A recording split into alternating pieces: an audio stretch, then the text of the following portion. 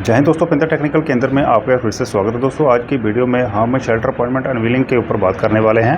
दोस्तों एक ऐसा केस सामने आया है जो भाई 7-8 महीने से जिसको डिसेबिलिटी पेंशन मिल रही थी, उनकी दोस्तों डिसेबिलिटी पेंशन को दोस्तों बंद कर दिया गया है। बंद करने का दोस्तों क्या कारण है, चलिए दोस्तों आज की वीडियो में हम जानने की कोशिश करते हैं। जब से दोस्तों डिसेबिलिटी पेंशन के नए नियम लागू किए गए हैं उस वक्त ही हमने काफ़ी सारी वीडियो बनाई थी कि अभी शेल्टर अपॉइंटमेंट जो अनवीलिंग वाला ऑप्शन है इसको हटा दिया गया है। स्क्रीन के ऊपर आप देख सकते हैं कि एक GMO 2008 और एक GMO 2023 का दोस्तों स्क्रीनशॉट आप दे सकते हैं। दोस्तों अभी क्या है, अभी नए नियम है उसमें डिसेबिलिटी पेंशन उसी को मिलेगी अगर किसी का केस इनवैलिड आउट होगा। अगर कमांडिंग अफसर या फिर मेडिकल अथॉरिटी द्वारा अगर किसी को भेजा जाता है इनवैलिड आउट करके, तो दोस्तों उस केस में इनवैलिड पेंशन ग्रांट की जाती है। तो इनवैलिड आउट के किसको माना जाएगा, तो यहाँ पर GMO 2008 में आप देख सकते हैं कि अगर मान लो किसी को शेल्टर अपॉइंटमेंट नहीं मिलती है तो वो केस भी इनवैलिड आउट में काउंट किए जाते हैं। और अगर कोई शेल्टर अपॉइंटमेंट अनवीलिंग करता था तो उसको भी इनवैलिड आउट में काउंट किया जाता था। उसके बाद अगर कमांडिंग अफसर द्वारा अगर किसी को शेल्टर अपॉइंटमेंट मिलती थी, उसके बाद अगर बीच में उसको कमांडिंग अफसर द्वारा विड्रॉल कर लिया जाता था, वो केस भी इनवैलिड आउट में काउंट किए जाते थे और हैं, अभी भी ऐसा ही है। अभी दोस्तों GMO 2023 लागू होने के बाद उसमें क्या बदलाव किए गए, यहाँ पर आप देख सकते हैं कि GMO 2023 में जो 2 नंबर का पॉइंट है शेल्टर अपॉइंटमेंट अनवीलिंग वाला, उसको हटा दिया गया है। यानी कि अगर आप शेल्टर अपॉइंटमेंट को अनवीलिंग करते हैं तो वो केस ऑन रिक्वेस्ट में काउंट होंगे, तो उस केस में आपको डिसेबिलिटी पेंशन ग्रांट नहीं की जाएगी। तो यहाँ पर दोस्तों आज की वीडियो में हम जो बात कर रहे हैं जिस पर्सन की, तो यहाँ पर 31 जुलाई 2024 को दोस्तों सेना से रिटायर हुए थे। तो और ये LMC पर्सन थे, उन्होंने क्या किया था कि शेल्टर अपॉइंटमेंट को अनवीलिंग किया था। शेल्टर अपॉइंटमेंट अनवीलिंग करने के बाद दोस्तों इनका जो केस था वो इनवैलिड आउट में काउंट किया गया था।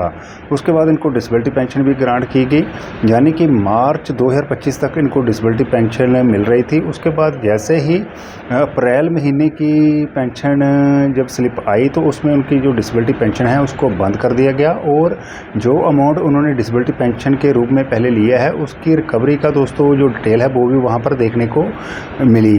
यहाँ पर दोस्तों आपकी जानकारी के लिए बता दूं कि जब इनका फर्स्ट PPO रिलीज़ हुआ तो उसमें दोस्तों इनका जो कॉज ऑफ डिस्चार्ज था वो नो शेल्टर अपॉइंटमेंट अवेलेबल का था और इनका टाइप ऑफ जो डिस्चार्ज था, यानी कि इनको टाइप ऑफ जो पेंशन थी वो थी दोस्तों इनवैलिड आउट।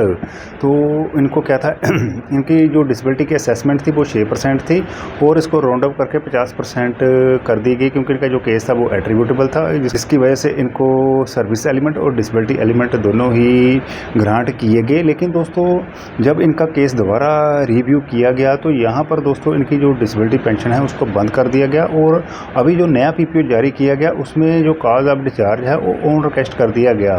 तो दोस्तों ऑन रिक्वेस्ट किस वजह से किया गया, तो दोस्तों जब रिकॉर्ड की तरफ से इन्होंने डिसेबिलिटी पेंशन बहाल के लिए दोस्तों लेटर लिखा तो उसके बाद दोस्तों रिकॉर्ड की तरफ से जो जवाब देखने को मिला उसमें जो लेटर का रेफरेंस दिया गया था 8 जुलाई 2024 को जो मिनिस्ट्री ऑफ डिफेंस की तरफ से दोस्तों एक लेटर का रेफरेंस दिया गया था कि अगर कोई शेल्टर अपॉइंटमेंट को अनवीलिंग करता है तो वो ऐसे केस ऑन रिक्वेस्ट में काउंट किए जाएंगे। तो दोस्तों उसी का रेफरेंस यहाँ पर दिया गया है। इसका अगर लेटर चाहिए तो वो मेरे टेलीग्राम अकाउंट से इसका स्क्रीनशॉट ले सकते हैं।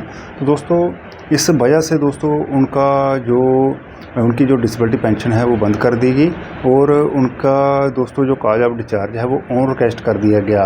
तो यहाँ पर दोस्तों देखने और एक कारण और था कि यहाँ पर ये भी लिखा गया कि उनकी जो डिसेबिलिटी की असेसमेंट है वो 6% है और जिसकी वजह से उनको जो डिसेबिलिटी का यानी कि चाहे एम्पायरमेंट रिलीफ बोल सकते हैं, यानी कि अगर 20% होती मिनिमम तो तब भी उनको उनका जो डिसेबिलिटी का बेनिफिट था उनको मिलना था।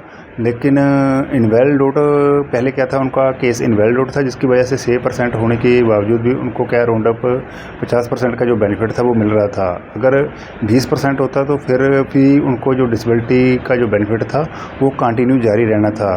तो इस वजह से दोस्तों उन्होंने उनकी डिसेबिलिटी पेंशन को बंद कर दिया है। तो यहाँ पर दोस्तों आप देख सकते हैं कि किस तरह से दोस्तों जिन्होंने शेल्टर अपॉइंटमेंट को अनविलिंग किया है, तो दोस्तों अगर उनको डिसेबिलिटी पेंशन मिल रही है तो दोस्तों ये एक बहुत ही बुरी खबर है कि किस तरह से दोस्तों ऐसे जो केस हैं इनकी जो डिसेबिलिटी पेंशन को बंद किया जा रहा है जब से ये डिसेबिलिटी पेंशन के नए नियम लागू किए गए हैं। हाँ, लेकिन दोस्तों जिनकी डिसेबिलिटी 20% या 20% से ऊपर होगी तो ऐसे अगर कोई केस हैं उनकी जो डिसेबिलिटी है वो तो दोस्तों कंटिन्यू रहेगी, चाहे उनके केस अगर उन्होंने शेल्टर अपॉइंटमेंट को अनविल भी किया होगा तब भी दोस्तों उनकी जो डिसेबिलिटी का जो बेनिफिट है उनको मिलता रहेगा। अगर उनकी डिसेबिलिटी एट्रीब्यूटेबल या फिर एग्रावेटेड बाय मिलिट्री सर्विस होगी तब भी दोस्तों उनको बेनिफिट मिलता रहेगा। लेकिन यहाँ पर सबसे ज़्यादा नुकसान किनको देखने को मिला है, जिनकी डिसेबिलिटी की असेसमेंट 20% से कम है, अगर उनको रोड अप करके 50% का अगर जिनको बेनिफिट मिल रहा है, अगर उन्होंने शेल्टर अपॉइंटमेंट को अनविलिंग किया है, ऐसे जो दोस्तों जो केस हैं यहाँ पर दोस्तों दिक्कत आ सकती है। अगर कोई ऐसे केस हैं GMO 2023 लागू होने के बाद अगर ऐसे केस हैं अगर जिनकी डिसेबिलिटी 20% से कम है, अगर उनको बेनिफिट मिल रहा है, अगर उन्होंने शेल्टर अपॉइंटमेंट को अनविलिंग किया है, तो दोस्तों इस तरह की दोस्तों जो प्रॉब्लम है वो देखने को मिल सकती है। तो दोस्तों यहाँ पर इस भाई के केस में एक देखने वाली बात ये है कि इन्होंने जो रेफरेंस दिया है 8 जुलाई 2024 का, तो 31 जुलाई 2024 को ये सेना से रिटायर हुए हैं। तो लगभग 6 से 8 महीने पहले इन्होंने शेल्टर अपॉइंटमेंट को अनविलिंग किया होगा। तो उस वक्त दोस्तों ये लेटर तो 8 जुलाई 2024 को आया है। इसके बावजूद भी दोस्तों आप देख सकते हैं कि इस भाई की जो डिसेबिलिटी पेंशन है इसको बंद कर दिया गया। तो दोस्तों ये थे एक छोटी सी जानकारी। अगर आपको हमारा ये वीडियो अच्छा लगा हो तो वीडियो को लाइक करें, चैनल को सब्सक्राइब करें।